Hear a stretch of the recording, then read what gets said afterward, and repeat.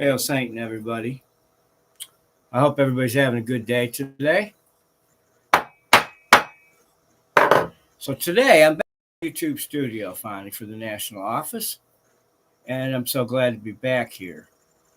We've got a lot going on offline. We have Samhain around the corner. Raven and I are very busy this time of year, needless to say.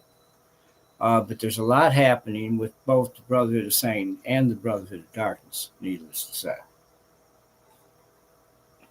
Today I'm back by popular demand, and I'm speaking about demonic sigils. Now, excuse me because I have a little bit of a head cold, so I may sound a little funny. I don't know. I do to me. But this is a special request. I like to do these for anybody that asks me about particular dark arts subjects, right? And if I can help empower somebody, then that's what I'm supposed to be doing as a good master counselor for the Brotherhood. I've been a master counselor since 1976. There's my qualifications. Okay, so we're going to talk about demonic sigils, right? And a lot of people do come to me. This isn't just from a one-person special request, because a lot of people over the years have talked to Drew about sigils, right? And the usage of the sigils is very, very important in Satanism if you know what you're doing with them and how to use them, right? Now, the Brotherhood, we use sigils in just about everything we do if we're using demonic magic, which almost all of our magic is, of course, demonic. Yes, it is.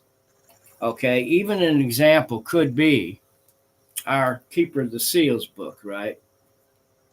Which is a book of 13 guardian demons. And you will see that it has the sigils. Okay, which we also, I can tell people that a lot of times you're going to have sigil being interrelated with talismans and also seals, right? And even symbology. Absolutely. Because a seal and a sigil are actually the same thing. They are actually the same thing, okay? And what these are is they are specific symbology that's attributed to a particular demon. So those are what sigils, demonic sigils, really are, okay? Many people throughout the history of the Brotherhood and throughout the history of magic have used seals and sigils for just about anything.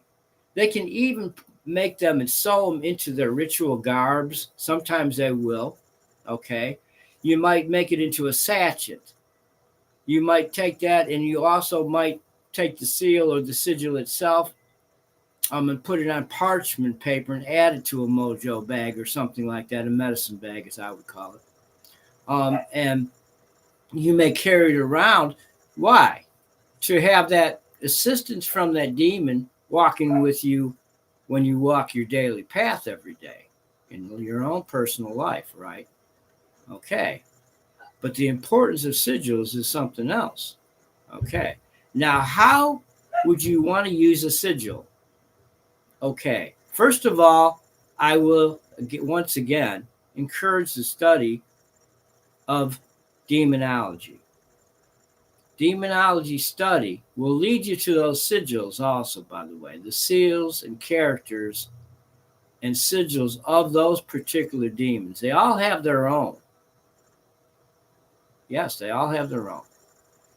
And oftentimes when Drew summons the demons, and I'm using the sealed book, and there's a sigil in front of me on parchment, right? When I'm visualizing the seal, I'm using that as a focal point. So your sigil is going to be something that you use in your satanic magic, whether it's spellcraft or ritualistic, that you're going to focus on for your visualization to create then your thought form pattern of connecting yourself with that particular demon, right? You're also going to want to know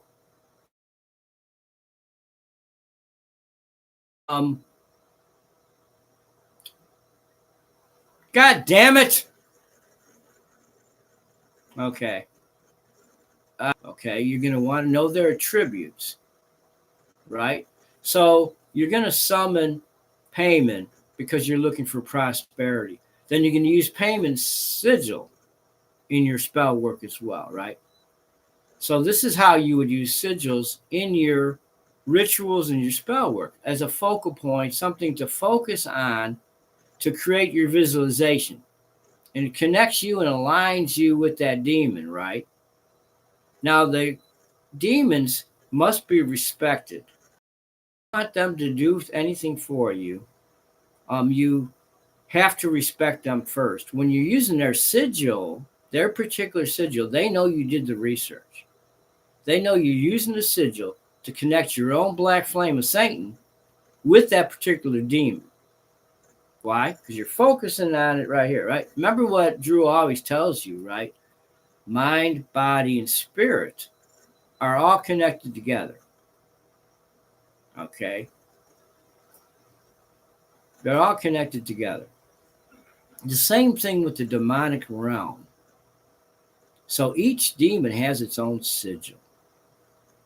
Now, when Drew summons the demons or is using sigil magic, oftentimes you may see Drew do something with his hands where you see I'm actually tracing the entire sigil really quick in my mind's eye, and I'm doing it with my fingers sometimes. And that's when I'll see the essence of the demons rise from the seal or the sigil. Okay. So you can do it that way with your mind's eye, and you could also try to trace it out as quickly as you can as well. You're using the usage of your hands. Okay. Now, further research into sigils is important, right? Now, probably one of the best places to start on sigil magic probably is the Goetia, right? So you have 72 demons and their attributes described and their seals and characters. There you go. But when people ask Drew, how do you use a sigil? How is there sigil magic? How do you use the demonic sigils for magic? Well, if you're summoning a demon for a particular thing, you want to have the attributes of the demon there. You want to know, first of all, what they are. And then you want to have something that visually connects you with them so that you can connect mind, body, and spirit, like I said, right? And also there's a connection with your five senses with the demons, okay? Because if you're using proper sigil magic, you'll even smell demons sometimes. Oh, absolutely. Have you ever summoned a demon and you just smelled fire, brimstone, and really putrid sulfur smell? I have. Absolutely. Okay. But symbology, which all sigils really are, and characters of the demons are it's very, very important, like I said, because it's something that you're going to use with your five senses because you're going to visualize the symbology of the seal itself. It will connect you and align you with that particular demon or demoness that you are summoning them demons to do your magic for, right? Always do that research on the demons so you know what you're doing. You want to summon the right ones, use their seals. So sigil magic is definitely important because one thing Drew will stress, don't take another demon sigil and use it to replace a sigil that belongs to a different demon. Number one, they're not going to like it. They're going to fucking chew your ass up and spit you out. So sigil magic, very, very important. But you must look at it as it's a part of your own spellcraft, your own satanic ritual work, and becomes then, in essence, a spiritual what? Tool. It becomes a spiritual tool that you are using for creating that thought form pattern because you're visualizing the seal and sigil itself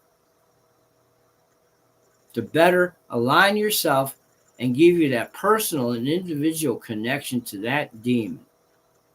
That's the importance of sigils. I can sit here and show you hundreds and hundreds of sigils, right? But I would suggest you do that research yourself because on a personal level, you need to be doing that, not Drew doing it for you. You can take my word, what I'm saying to you, that sigil magic comes in. Every ritual that our coven here does, we use this seals book. So we're using sigil magic and demonic sigils, every new full moon and all the Sabbaths. Automatically, we're using them. Now, if Drew is doing something different than our normal coven rituals per se, and Drew's doing a personal working, well, then I may be using Beelzebub, my spiritual father granted to me when I got my baptism at 3 years old, 1958, by the way. And you want to use the sigil that's proper for that attendant demon that may have been granted to you if you're in your satanic baptism like me, okay? Or if you come into a brotherhood coven, you're actually assigned an attendant demon. Again, either way, you're going to want to know the demonic sigil that belongs to that demon on an individual level, right? Just as we are individuals ourselves as Satanists, so are the demons individual. Yes. Some demons are under the command and rulership of other demons. Now, that's an absolute truth, true that Drew can tell you. That is very true. I have had to summon demons that were very powerful demons to protect me from another demon, a lesser subordinate demon, but a demon of wrath and anger and jealousy, right? Which I had to master that demon. Now, how did Drew master that demon and get it out of Drew's aura and out of Drew's life? He summoned another demon to help me in that process, right? And again, I used the power of that sigil when I brought the other demon in to help me. Okay. Again, you want to do your magic. And no, Satanists, while we're still occultists, really satanic magicians, I better say it that way. Satanic magicians, this is stuff we would automatically know. This is stuff we would encourage you to know. And we would say on an individual level, you definitely want to study these. Use the sigils the proper ways, right? Now, if you're working Goetia magic, for instance, you're not going to use the wrong seal for the wrong demon. I hope you fucking wouldn't do that, right? Okay. And you get my drift.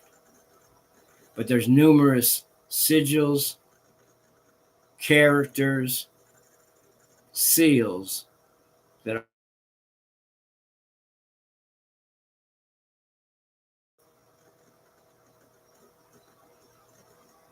another glitch. But to me, you can lump them all together, okay? And they fall under the same thing as talismans, right? In many, many ways. Because those talismans are actually magical sigils. They may not be ascribed to a particular demon, but they're prescribed to a particular magical manifestation you want to bring into your life. So there you go. So all those things to me, Drew's going to tell you, they're all interrelated. Again, it's what?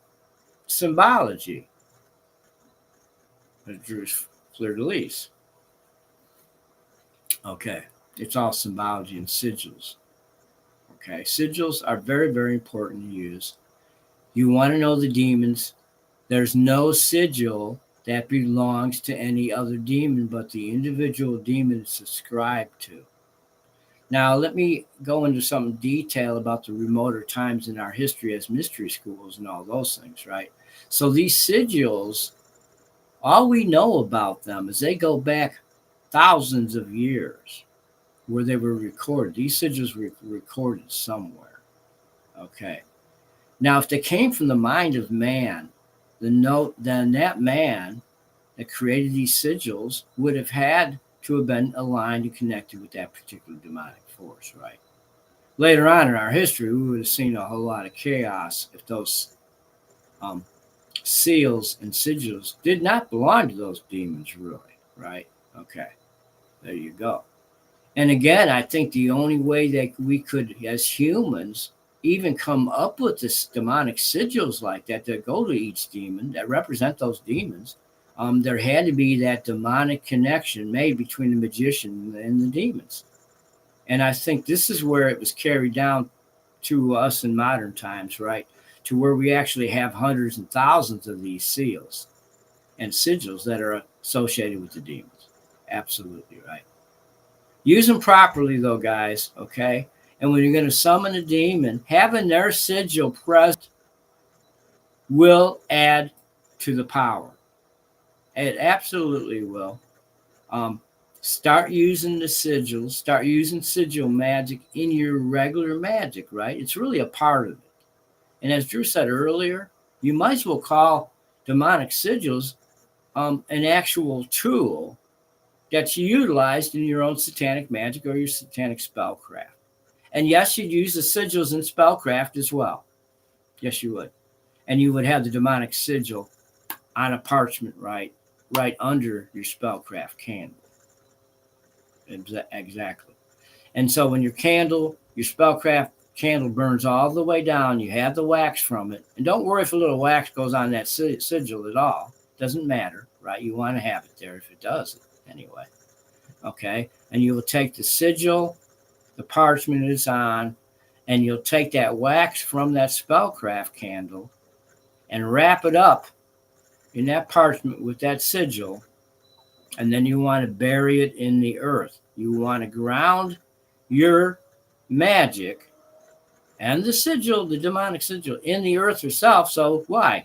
So you can have earth manifestation. It takes it from the spiritual universal realm and brings it here, manifests it here on earth then. Okay. So the use of sigils is really, really important. I appreciated the lady that came to me and asked me, could I please do something about sigil magic, talk about the sigils. And again, like Drew said, unless I show you, big encyclopedias full of nothing but demonic sigils, which we do have them, the Brotherhood has those things, we'd be going over tons and tons of information, right? Because again, I can break it down pretty easy. Each demon has its own sigil. Absolutely. Just like Baphomet has the sigil. Baphomet belongs to what? Baphomet. Okay. A lot of those sigils I use on a personal level, like I said, are Beelzebub.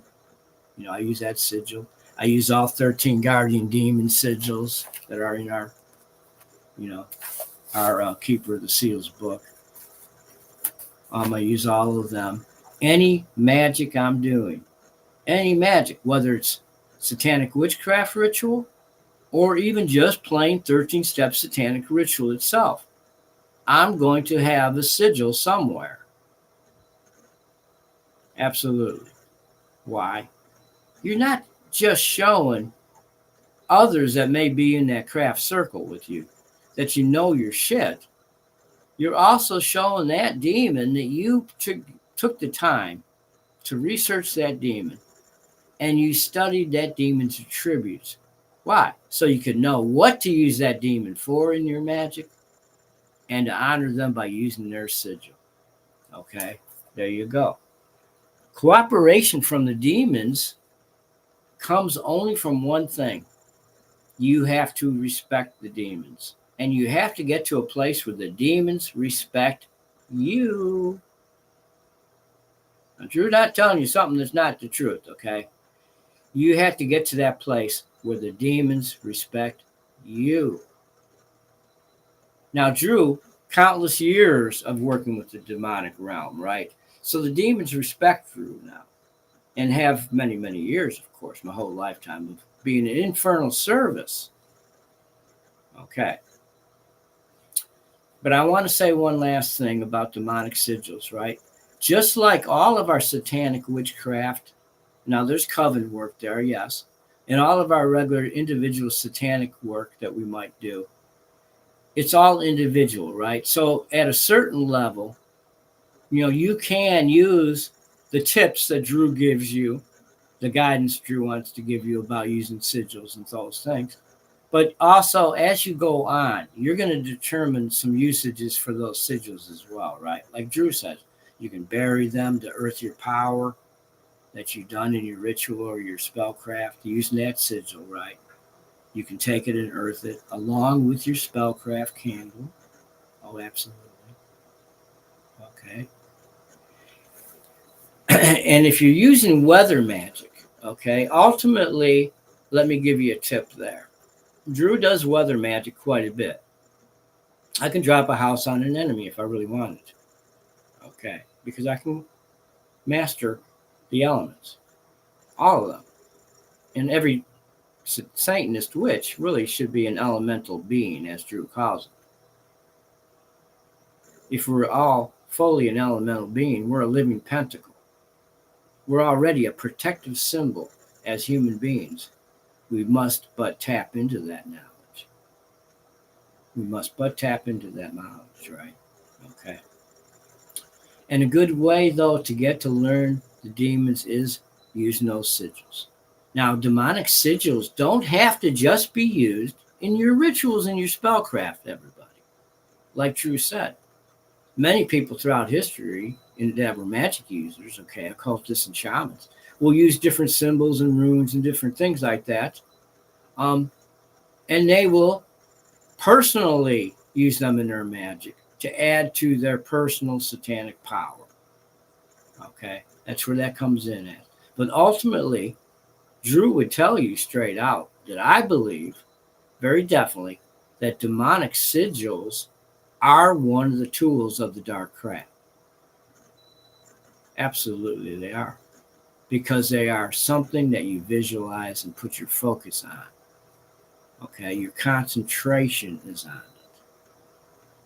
Your visualization to align yourself with that demon you're summoning to help you in your workings. The very fact that you have that seal in front of you. Okay, let me give you another example of what I'm trying to say here. Many, many years back in Drew's history, right? I was a Brotherhood Satanist, yes, at a young age, and even even a high priest with the Brotherhood in 1968, I believe that was. Okay. And you know that everything that you're doing is a particular current, right? Okay. But that current has always had something that's worked with you. And in my case, that current's worked with me my whole life. And again, I developed the usage of demonic sigils. My family taught me the usages of demonic sigils. It wasn't Drew just came up with it out of the blue on the back of his hand. I was still a young child, guys. When I first started understanding symbology, talismans, all those things. Okay. A demonic sigil ultimately is a talisman. It absolutely is a talisman.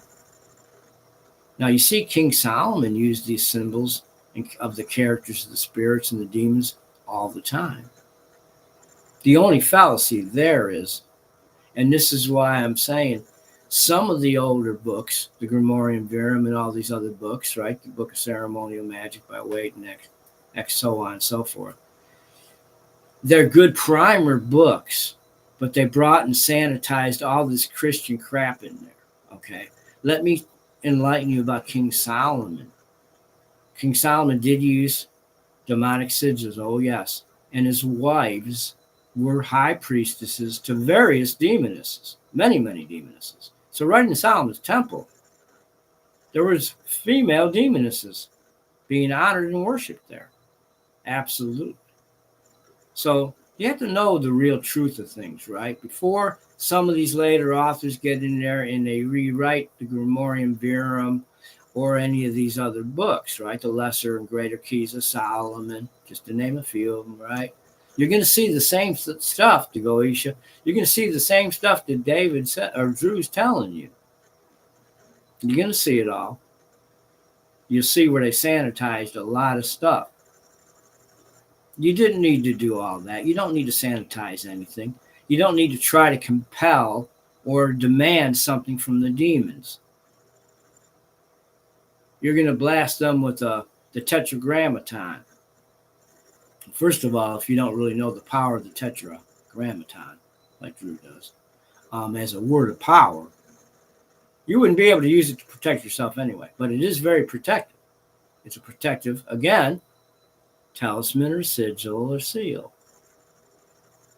Okay. But demonic, remember, the demonic sigils are directly related to particular demons and demonesses. All right. Just keep that. So you want to differentiate a little bit, but realize that all those things actually tie in together. Symbology, right? Talismans, sigils, characters, seals. There you go. Every one of those, if you use them in your spellcraft or your ritualistic work as a Satanist, you're adding to your power. Absolutely. You're aligning yourself with the demon or demons, and you are bringing them inside of yourself, but you're not just doing invocation, you're doing evocation. Okay. Now, let me go into one last particular thing about demonic sigils, guys. Drew says they're very, very powerful. And they really, really are very, very powerful.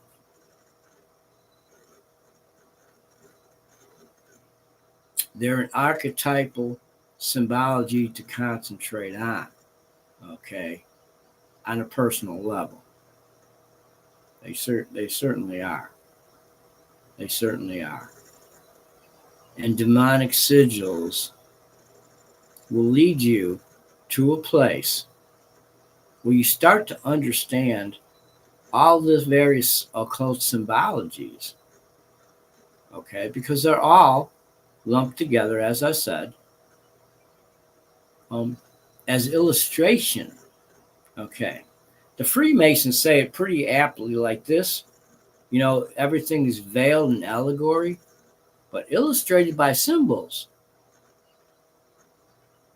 So that means the demonic sigil itself represents that particular demon. And again, what Drew is saying, with demonic magic, understand usage of those sigils can be done two ways. This is what I was getting at a few seconds ago. There's two forms of summoning demons. What? There's two forms? Yes, there is. Invocation and evocation. Whichever one you're using, make sure you have the particular seal that represents those demons there. If you're summoning more than one demon, have their seals there. And remember what Drew said about summoning demons that don't have the same attributes together. That's not a wise move either. But the usage of that demonic sigil, whether it's for invocation or evocation, is so very important.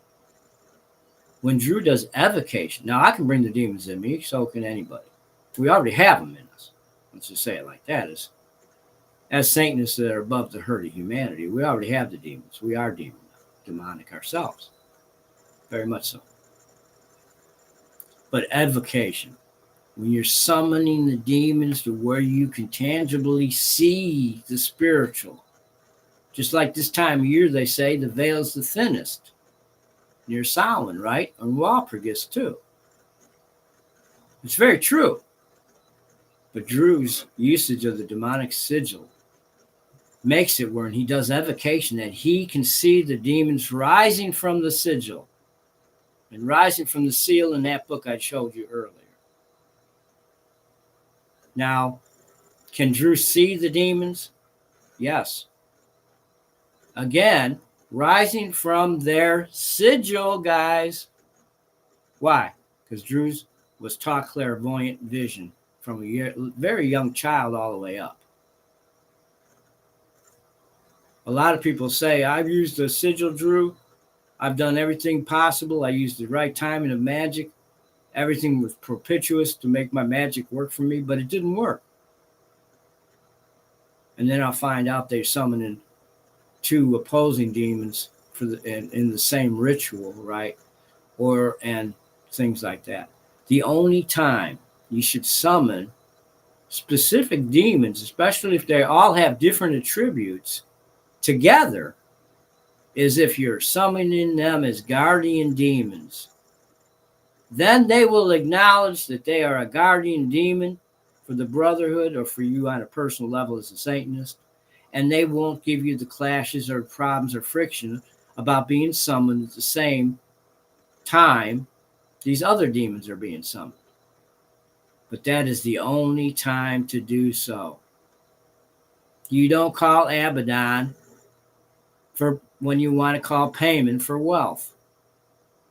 You want to destroy yourself, call Abaddon or someone else. But you don't do that for those other things, right? Okay, a lot of this is common sense, but realize when you use the demonic sigils more and more, certain attributes of those demons spiritually are going to, guess what? They're going to enter into you. They're going to be around you. They will enhance your magic, and they will bring a unseen power and guardian and demon attendant closer to you by the proper usage of the demonic sigils. I hope I haven't taken up too much of your time today, guys. This is a subject that's not as easy to speak about. Maybe Drew can do it a little bit easier than others.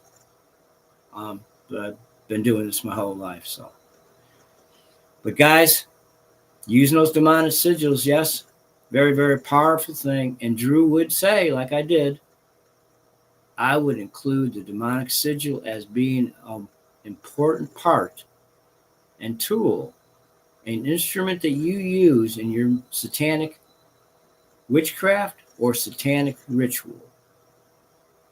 It becomes a part of your own sacred tools that you're going to use for your rituals and for your spellcraft.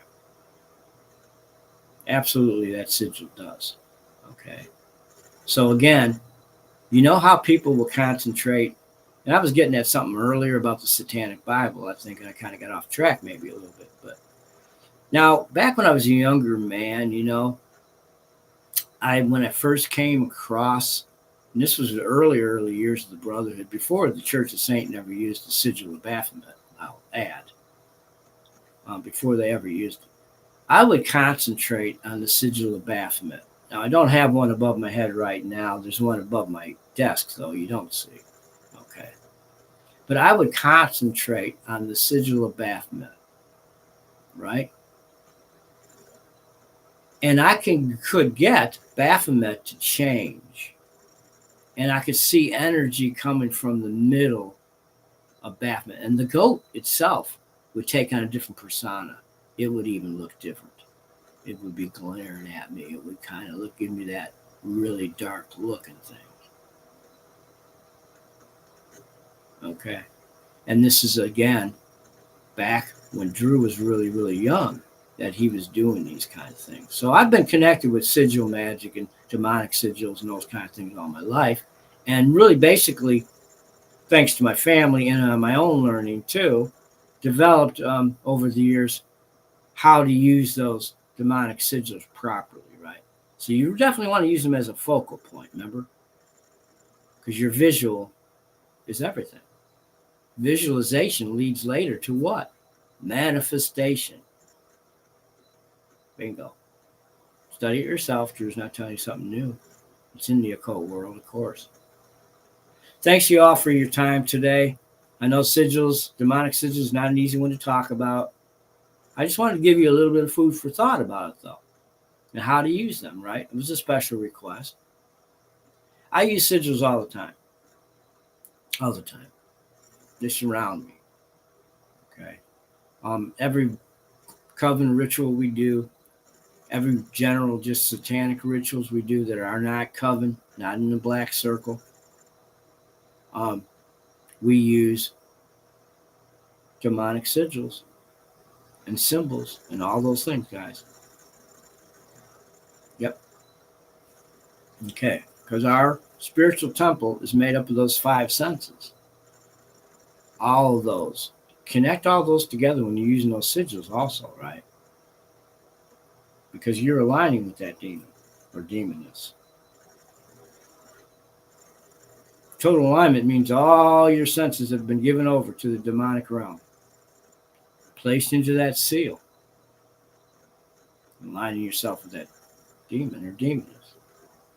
And I can tell you, they know what you're thinking. Don't think that they do not know what you're thinking.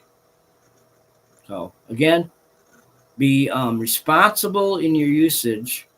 I'm saying it again. Be responsible in your usage of demonic sigils. Okay? Don't make the mistake. Oh, I've got a whole bunch of sigils in a stack in my office or in my ritual chamber on the file cabinet, and you just grab a stack of sigils and you throw one on the altar and you're doing your workings. Make sure you have the right one, or ones if you're going to be using more than one. You want your magic to work, start using the proper forms of magic and how to make things manifest for yourself. And don't forget natural law with your magic. Now, do the demons, does this play with natural law, play into natural? Absolutely it does. In a way, the way we develop our rapport and our interaction with the demons is also a part of natural law. Now, I'm going to say that step above it with the ending of this. Satan is nature's God. Satan, the king of this world, controls it all.